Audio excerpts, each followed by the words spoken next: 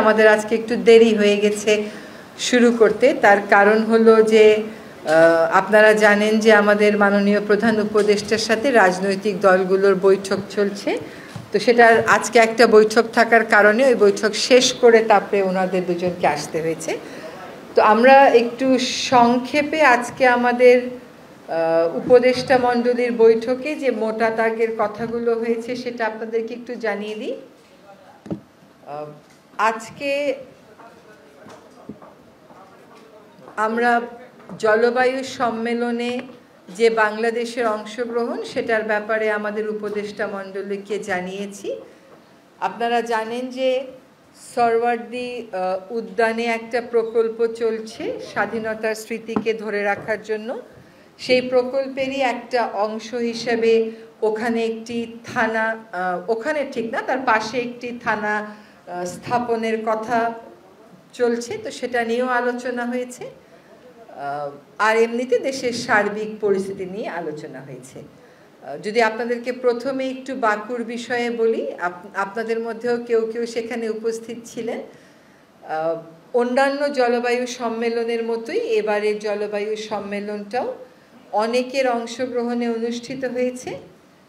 এবারের জলবায়ু সম্মেলনটাকে ফিন্যান্স কপ বলা হচ্ছে, কারণ ধারণা করা হচ্ছিল যে এই কপে উন্নয়নশীল বিশ্বের জন্য উন্নত বিশ্বের যে প্রতিশ্রুতি ছিল 100 বিলিয়ন, সেটা অনেক গুণে বেড়ে যাবে। কারণ যখন 100 বিলিয়নের কথা বলা হয়েছিল তার কোনো বৈজ্ঞানিক ভিত্তি ছিল না, কিন্তু এখন যে 1.3 ট্রিলিয়নের কথা বলা হচ্ছে, এটা বিভিন্ন বৈজ্ঞানিক গবেষণা করে যেগুলো দেখা গেছে যে আসলে উন্নয়নশীল বিশ্বের কত টাকা প্রয়োজন এই জলবায়ু পরিবর্তনের বিষয়ে কার্যকর ভূমিকা নিতে, তার প্রেক্ষিতেই 1.3 ট্রিলিয়ন হয়েছে। এখানে আরেকটা বড় প্রত্যাশা ছিল যে লস অ্যান্ড ড্যামেজ ফান্ড বলে একটা ফান্ড অ্যাক্টিভেট করা হবে।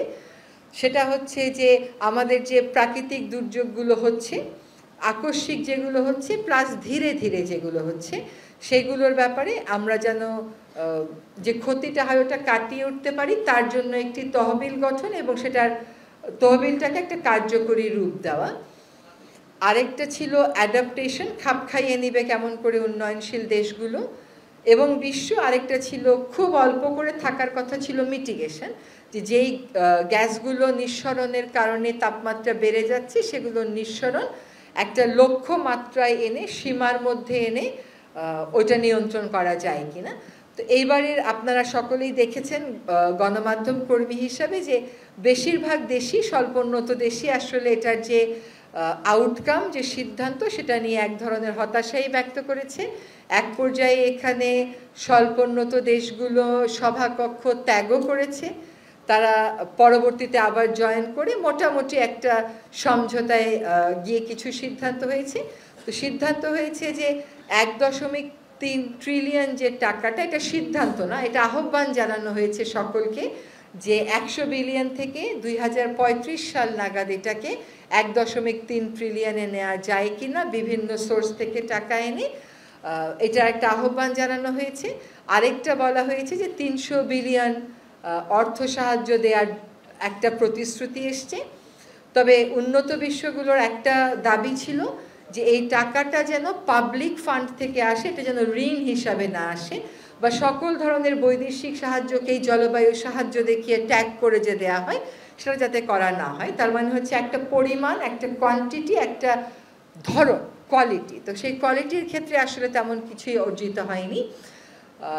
গ্রিনহাউস গ্যাস নিঃসরণের ক্ষেত্রে মিটিগেশনের যে কথাগুলো হয়, সেই মিটিগেশনের প্রক্রিয়াতেও আসলে গতবার যেটা বলা হয়েছিল যে গ্রিনহাউস গ্যাসের নিঃসরণ কমানোর জন্য তেল, গ্যাস এগুলো কি পরিমাণে কমিয়ে আনা হবে, সেটাও কিন্তু এসে এইবারের সিদ্ধান্তে আর ট্যাগ করতে দেওয়া হয় নাই। লস অ্যান্ড ড্যামেজের ক্ষেত্রে কিছুটা অগ্রগতি হয়েছে। সেই অগ্রগতিটা হলো যে এই পর্যন্ত $750 মিলিয়ন মতন প্রতিশ্রুতি এসছে, কিন্তু এটাকে কার্যকর করতে আগামী বছর পর্যন্ত লাগবে। অর্থাৎ যেই বড় বড় মানদণ্ডের বিপরীতে গিয়ে আমাদের প্রত্যাশা ছিল সেগুলো শব্দ হিসাবে ওখানে আসলেও সেগুলোর ব্যাপারে কোনো সিদ্ধান্ত যে বাস্তবায়নযোগ্য সিদ্ধান্ত, প্রেসক্রিপটিভ ডিসিশন সেরকম কিছু আসেনি। আজকে আমাদের সোহরাওয়ার্দী উদ্যানের প্রকল্পটা নিয়ে আমাদেরকে 2 সপ্তাহ সময় দেয়া হয়েছে। এই 2 সপ্তাহ সময়ের মধ্যে আমরা ওখানে যে থানাটা স্থাপন করা এইটার ব্যাপারে বসে প্রকল্পটা একটু দেখে ওই থানার ব্যাপারে কি সিদ্ধান্ত দেয়া যায় 2 সপ্তাহ পরে ক্যাবিনেটে আমরা সেটা জানাবো। আর তাছাড়া অর্থ মন্ত্রণালয় যে মিটিংগুলো করেছে ওয়ার্ল্ড ব্যাংকের সাথে সেটার ব্যাপারে অবহিত করা হয়েছে এবং সেখানে যে সিদ্ধান্তগুলো হয়েছে সেগুলো বাংলাদেশের জন্য বেশ ইতিবাচক বলেই অ্যাডভাইজারি কাউন্সিলকে জানানো হয়েছে। এবং তারপরে আমরা কথা বলেছি যে আমাদের সাম্প্রতিক সময়ের ঘটনাবলী নিয়ে এবং সেগুলোর ব্যাপারে যখন আপনাদের একবারে প্রশ্ন আসবে তখনই উত্তর দেব। আর রাজনৈতিক দলগুলোর ব্যাপারে সাথে যে আলোচনা হয়েছে সে ব্যাপারে আপনাদের প্রশ্ন থাকলে মাহফুজ যেহেতু দুটোতেই উপস্থিত ছিল সে উত্তর দেবে। ধন্যবাদ। আমার আছে জি মাহফুজ তো বলতে পারো। আপনারা দেখেছেন যে বাংলাদেশে এক ধরনের উদয়িক উত্তেজনা আছে এবং এখানে ইসকন অথবা ইসকনের সাথে সম্পৃক্ত অনেকেই এখানে জড়িয়ে পড়েছেন এবং এছাড়াও বাংলাদেশের একটা বড় জনগোষ্ঠীর ভিতরে এক ধরনের চাপ উত্তেজনা কাজ করতেছে। তো আমরা বলতেছি যে আমরা গভর্নমেন্টের পক্ষ থেকে যিনি নিহত হয়েছেন তার সেই বিষয়ে যে মামলা চলমান আছে, মামলা 2টি মামলা হয়েছে, আরও মামলা হওয়ার কথা রয়েছে এবং গ্রেপ্তার চলমান রয়েছে এবং ওখানে সরকার উদ্যোগ নিয়েছে যাতে কোনো রকম যারা এখানে পারপেট্রেটরস আছে তারা যেন কোনোভাবে ছাড় না পায়। এছাড়াও এখানে এই উদ্ভূত পরিস্থিতিতে বাংলাদেশে যে ধরনের একটা সাম্প্রদায়িক বিশৃঙ্খলা তৈরির যেই একটা অপচেষ্টা ছিল, এই অপচেষ্টা বাংলাদেশের জনগণ, সবগুলো রাজনৈতিক দল এবং ধর্মীয় কমিউনিটি সবাই মিলে এটা রুখে দিয়েছেন এবং এই ক্ষেত্রে এই বাস্তবতায় গতকাল বিএনপির নেতৃবৃন্দ আমাদের ডক্টর মোহাম্মদ ইউনূস স্যারের সাথে দেখা করেছেন এবং আজকে জামাত ইসলামের নেতৃবৃন্দ দেখা করেছেন। তো ওনাদের দুইটি দল থেকে আমরা যেটা বক্তব্য পেয়েছি সেটা হচ্ছে মূলত এক ধরনের সামগ্রিক ঐক্য এবং বাংলাদেশের অখণ্ডতা এবং সার্বভৌমত্ব রক্ষার্থে জাতীয় স্বার্থে সবাইকে ঐক্যবদ্ধ থেকে কিভাবে এই পরিস্থিতি সামাল দেওয়া যায় এবং যে কোনো ধরনের সাম্প্রদায়িক উত্তেজনা এবং উগ্রতা কিভাবে রুখে দেওয়া যায়, উন্মত্ততা কিভাবে রুখে দেওয়া যায়, এই সম্বন্ধে সকলের সহযোগিতা ডক্টর মোহাম্মদ ইউনূস কামনা করেছেন এবং সবাই মিলে দুইটি দলই তাকে প্রস্তাব দিয়েছে, বিভিন্ন ইতিবাচক প্রস্তাব দিয়েছে কি কি করা গেলে সরকার আরো ভালো করতে পারে এবং তারা আগের মতোই সরকারকে সহযোগিতা করতে তাদের অবস্থান ব্যক্ত করেছেন। আর এছাড়াও আমরা যাতে বাংলাদেশে আগামী দিনে যাতে কোনো ধরনের সাম্প্রদায়িক শৃঙ্খলা অথবা কোনো ধরনের উন্মত্ততা না তৈরি হয় সেজন্য আমরা আমাদের জায়গা থেকে সব ধরনের স্টেক হোল্ডারদের সাথে কথা বলছি এবং আমরা বিশেষ করে আমরা লক্ষ্য করছি যে এই শুধুমাত্র ইসকনের ইস্যুটাই নয় বরং এছাড়াও মাজারে হামলার ঘটনা ঘটেছে। তো আমরা বলতে চাই গভর্নমেন্ট থেকে যে মাজারে হামলার ঘটনা আমাদের নজরে আছে এবং বাংলাদেশের যেখানেই গত 2-3 মাসে যেভাবে মাজারে হামলা হয়েছে এবং গত 1-2 দিনে হয়েছে এগুলো আমাদের নজরে আছে এবং আমরা এগুলো খুবই গভীর নজরে দেখতেছি এবং আমরা আশা করি যে খুব স্বল্প সময়ের ভিতরে আমরা এই বিষয়ে উদ্যোগ নিব যাতে যারা এই বিষয়ে মাজারে হামলার কারণে ক্ষতিগ্রস্ত হয়েছেন তারা যাতে এক ধরনের রিড্রেস পান। আশা করি এই বিষয়টা আমাদের নজরে থাকবে এবং আপনারা দেখতে পাবেন এই বিষয়ে আমাদের পদক্ষেপ। আর সামগ্রিকভাবে বাংলাদেশে যে ধরনের উত্তেজনা উন্মত্ততা চলতেছে এটা আমরা সবগুলো দল এবং সবগুলো স্টেক হোল্ডারদের সাথে মিলে বসে আমরা আশা করি এটা সমাধান করতে পারবো এবং আপনাদের সবার সমর্থন কামনা করছি।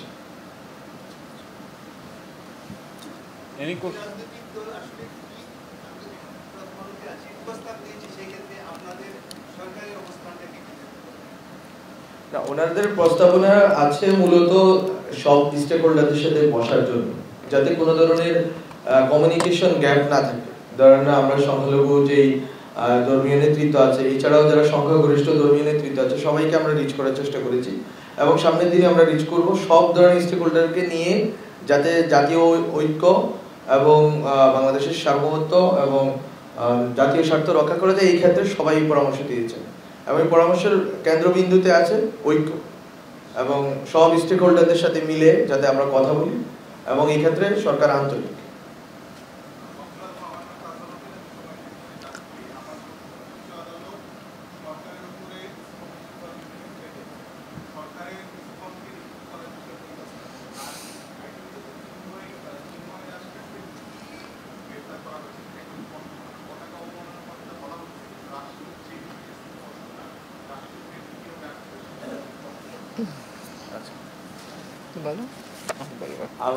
গভর্নমেন্টের পজিশন, এটা হাইকোর্ট ডিভিশন, আমি যতটুকু দেখেছি হাইকোর্ট ডিভিশনে যে মামলাটি গিয়েছে ওখানে রিটের শুনানি হিসাবে সেখানে বলা হয়েছে যে গভর্নমেন্ট এই বিষয়ে উদ্যোগ নিচ্ছে, যেহেতু বলতো এটা হাইকোর্ট, আর হাইকোর্ট এটা গভর্নমেন্টের উপরে অর্পণ করেছে এবং গভর্নমেন্ট, আমরা মনে করি যে আমাদের দিক থেকে বাংলাদেশে কোনো সংগঠন নিষিদ্ধ করা,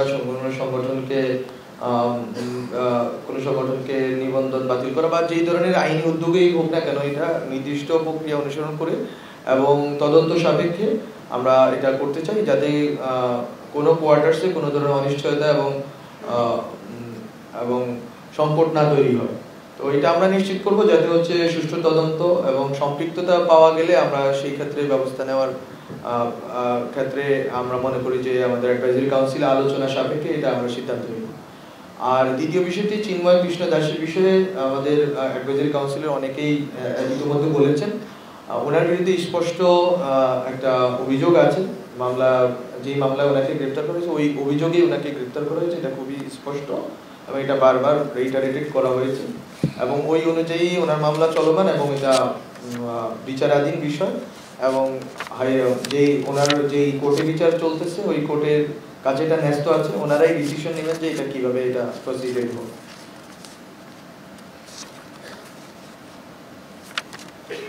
ওকে জি,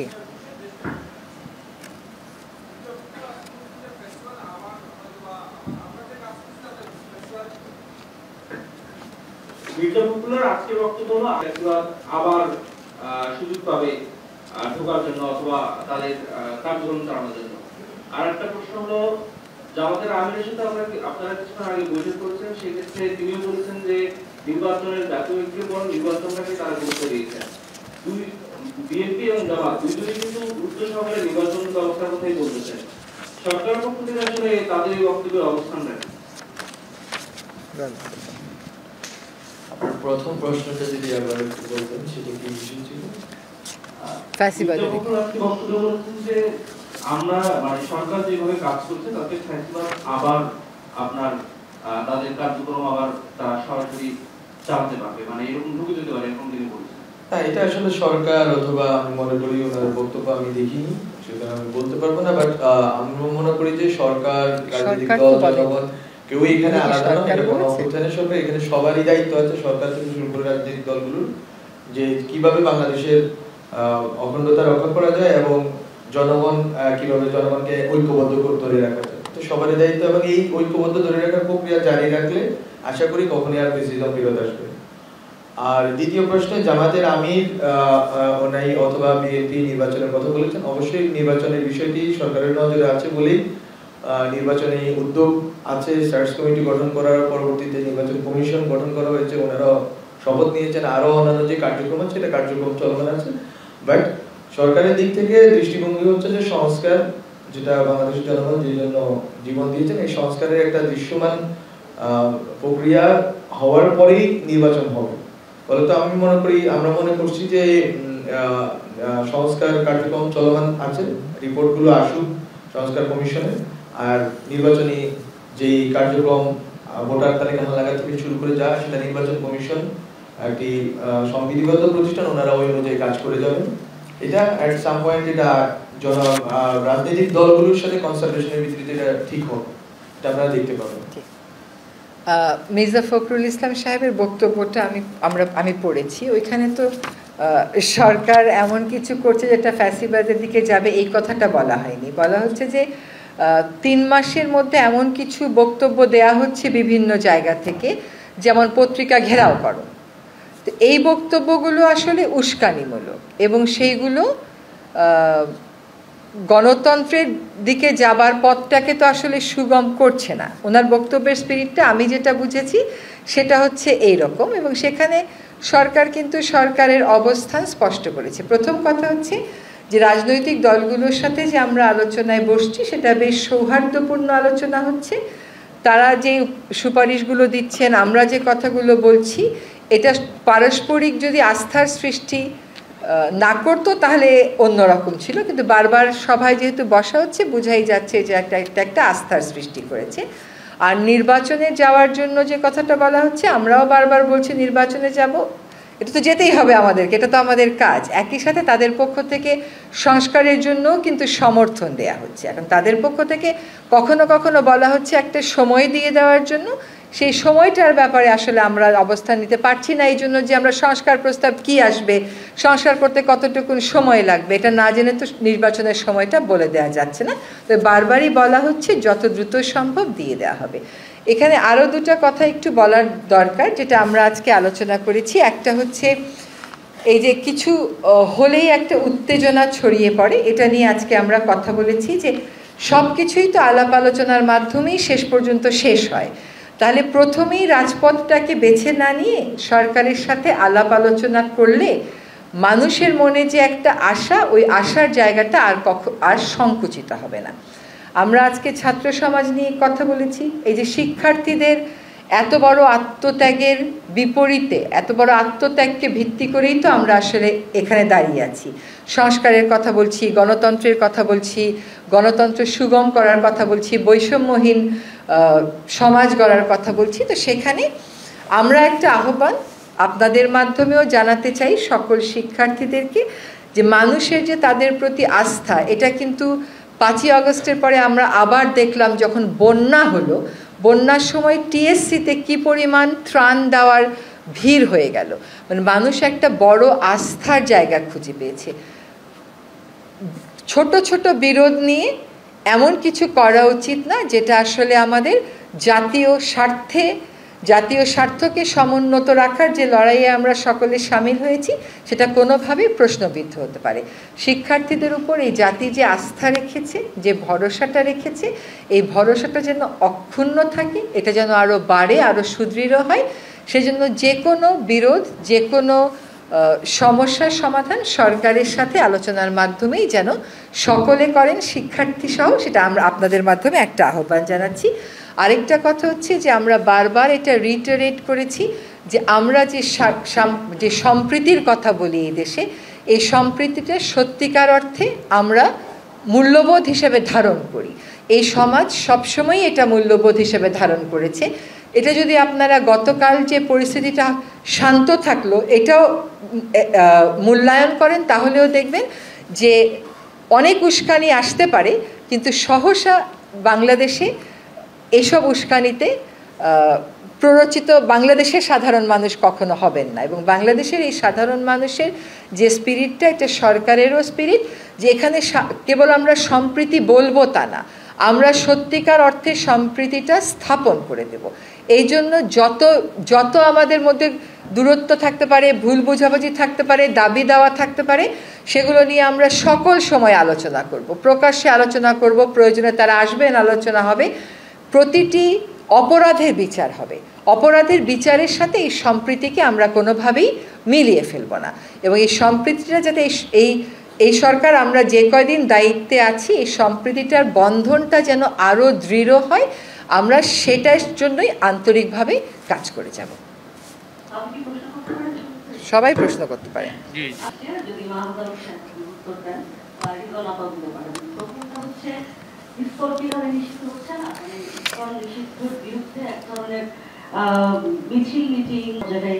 এক ধরনের জনমত আমরা দেখতে পাচ্ছি, যেহেতু আমরা মুসলিম সংখ্যাগরিষ্ঠ দেশ, সেই হিসেবে এক কথায় কি আপনি বলবেন কিনা যে এই মুহূর্তে আজকেও জামাতে আমিরও বলে গেছেন জাতীয় স্বার্থের বিরুদ্ধে যারা কথা বলবেন তাদেরকে নিষিদ্ধ করা হোক বা নিষিদ্ধ করা উচিত, এই ধরনের একটা বক্তব্য আমি পড়লাম একটু আগে, 1 নম্বর।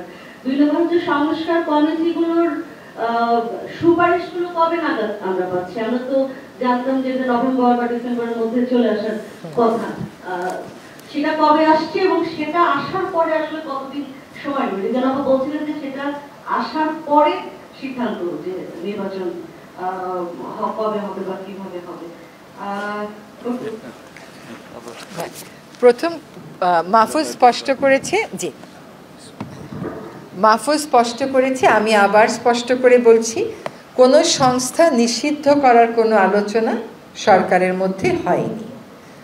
দাবি অনেকেই উঠতে পারে, দাবির সপক্ষে মানুষ অনেক কর্মসূচিও দিতে পারে।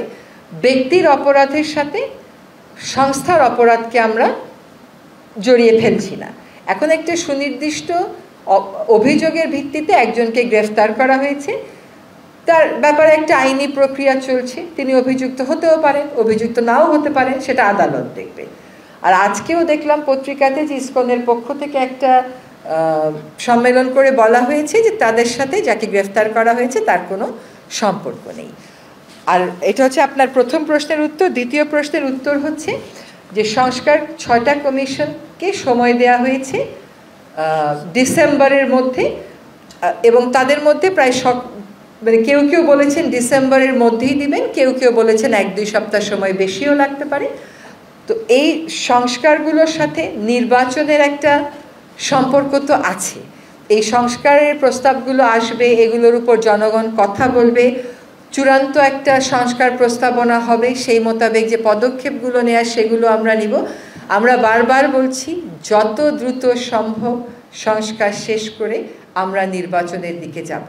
নির্বাচনের একটা প্রাথমিক নির্বাচন শুরু করার প্রাথমিক কাজগুলোও কিন্তু হয়ে গেছে, নির্বাচন কমিশনও গঠন করা হয়েছে। কাজেই নির্বাচন যত দ্রুত সম্ভব সংস্কারগুলো, জরুরি সংস্কারগুলো শেষ করেই তারিখ জানিয়ে দেওয়া হবে। 3 নাম্বার প্রশ্নটা মনে পড়েছে আমার, আমি কি 3 নাম্বারটা করে আসতে পারি? জি জি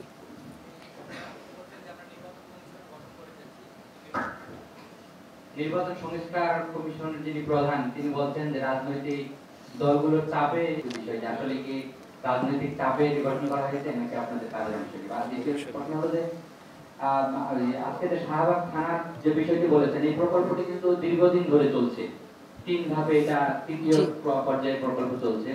আসলে এটা শাহবাগ থানার চেয়ে কিন্তু এটা যে স্বাধীনতা স্তম্ভ, এখানে মানে বিপুল পরিমাণ অর্থ ব্যয় হয়েছে, আপনারা তো অপচয়ের নানা বিষয়গুলো দেখছেন, এবং এটা আগে এটা রিভাইজ হবে কিনা, পরিবেশ আপনি যেহেতু পরিবেশের সাথে যুক্ত, এখানে আন্দোলন হয়েছিল পরিবেশ বিভিন্ন সংগঠনগুলো, মনে হয় আপনিও আন্দোলন করেছিলেন এখানে, যে গাছগুলো যখন কেটে ফেলা হয়েছিল সেই গাছগুলো কেটে এখানে মানুষের নানা রকম কথা ছিল, ওইগুলোর ব্যাপারে কোনো কথা থাকবে কিনা, বা এই মূল কথা যে এই প্রজেক্টটা রিভাইজ করা বা এটার অপচয়টাকে পর্যালোচনা করা, সার্বিক মানে পুরো প্রজেক্টটাকে দেখা হবে কিনা? প্রথম প্রশ্ন কি ছিল?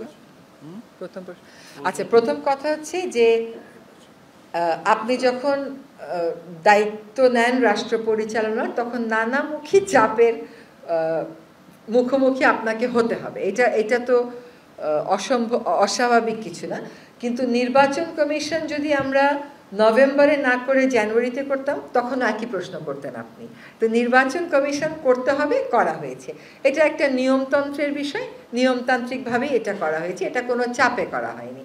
চাপটা তো নির্বাচন কমিশন গঠন নিয়েছিল না, চাপটা হচ্ছে চাপ ঠিক না, দাবিটা হচ্ছে নির্বাচনের তারিখ দেন, নির্বাচনের রোড ম্যাপ দেন। তো কিন্তু নির্বাচনের কমিশন ঘোষণা করে ফেলেন, এটা কোনো চাপের বিষয় না, এটা আমাদের কাজের অংশ হিসেবে। আরেকটা হচ্ছে আজকে সরওয়ার্দী উদ্যানের যে পুরো প্রকল্পটা, এটা নিয়ে কোনো কথা হয়নি। থানাটা স্থাপন জরুরি মনে করছে স্বরাষ্ট্র মন্ত্রণালয়, স্বরাষ্ট্র মন্ত্রণালয়ে সেই দাবির প্রেক্ষিতে প্রকল্পটা যেহেতু আগামী বছর শেষ হয়ে যাবে, সেজন্যই আমরা একটু 2 সপ্তাহ সময় নিয়েছি। 2 সপ্তাহ আমরা একটু বসে দেখব যে এই থানাটা এইখানে হবারই উপযোগী কিনা।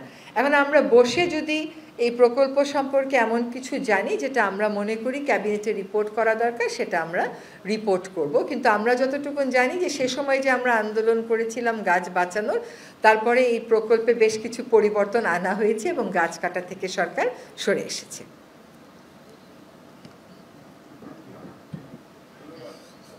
এই এবং আমাদের একজন সময় বলেছে যে তাদের 4 জনই আসলে তারা মৃত্যু ঝুঁকির মধ্যে আছে।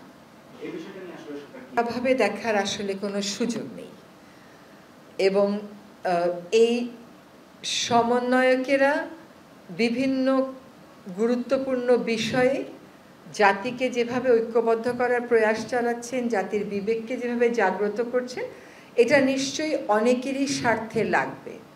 ফলে তাদের নিরাপত্তার বিষয়টা আজকে আমাদের ক্যাবিনেটে রেইজ করা হয়েছে, ফ্ল্যাগ করা হয়েছে এবং তাদের যে নিরাপত্তা প্রয়োজন এটাও আলোচিত হয়েছে। কিন্তু এটার ব্যাপারে বিস্তারিত কোনো সিদ্ধান্ত হয়নি। তবে এটা সরকার একেবারেই হালকাভাবে দেখছে না এবং এটার ব্যাপারে তদন্ত যেটা করার কথা সেটা সরকারের যে দায়িত্বপ্রাপ্ত সংস্থাগুলো আছে তারা সেই তদন্ত কাজ করছেন।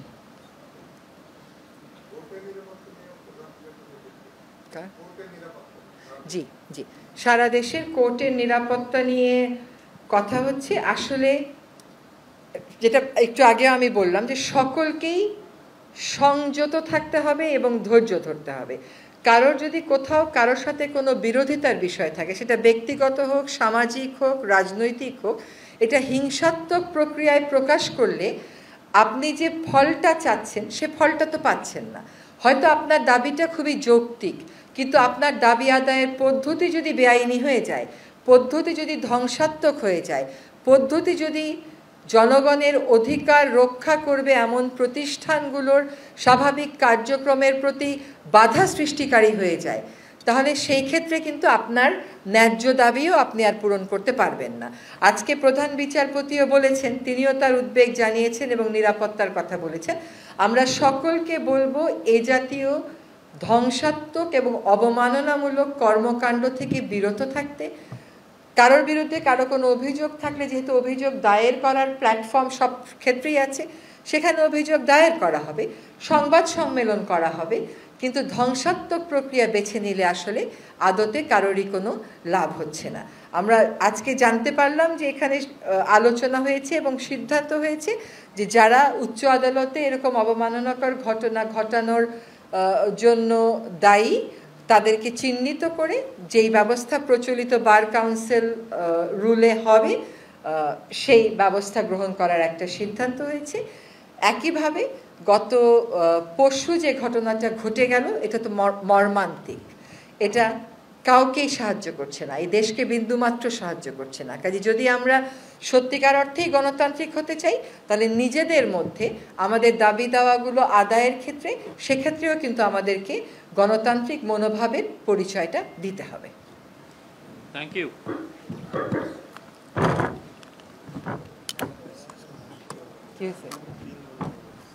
আহারে এই মাহফুজ ইউনুস ভাই আজকে মন খারাপ লাগে।